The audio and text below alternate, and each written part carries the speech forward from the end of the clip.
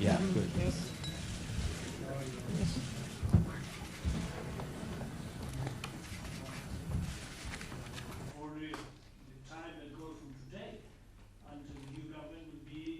It is the view of the Quartet that all members of the future Palestinian government must be committed to non-violence, recognition of Israel, and acceptance of previous agreements and obligations, including the roadmap.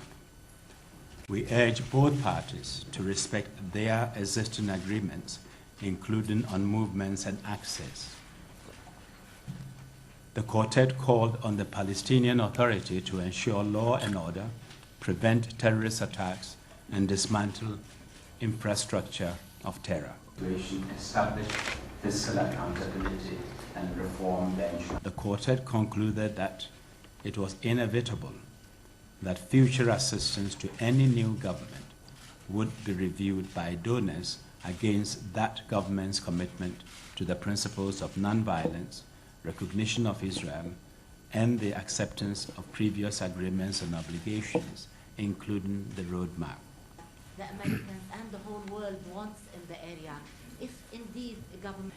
Now that peaceful life can, the Quartet has reiterated, be achieved only through a two-state solution that recognizes the right of Israel to exist, that is a commitment to nonviolence, that undertakes the obligations of the roadmap. And I should just mention that there are a set of obligations that have been taken by Palestinian leaders over more than a decade, and those obligations are noted here.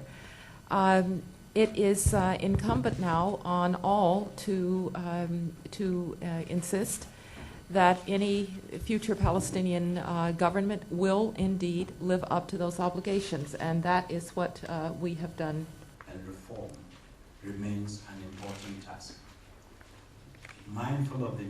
And so I think the fact that one has indicated that these three principles or requirements has to be met doesn't mean one is walking away from Hamas. If Hamas accepts them and transforms itself from an armed movement into a political party respecting the rules of the game and representing these people, I think the international community should be able to work with them. There are existing agreements, including on movements and access. I do think that there are obligations and responsibilities that come with governing.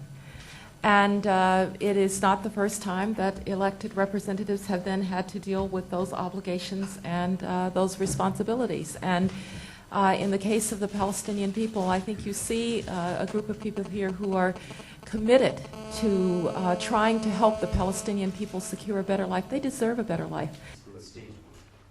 And it welcomes President Abbas's affirmation that under the roadmap to avoid unilateral actions which prejudice. Thank you.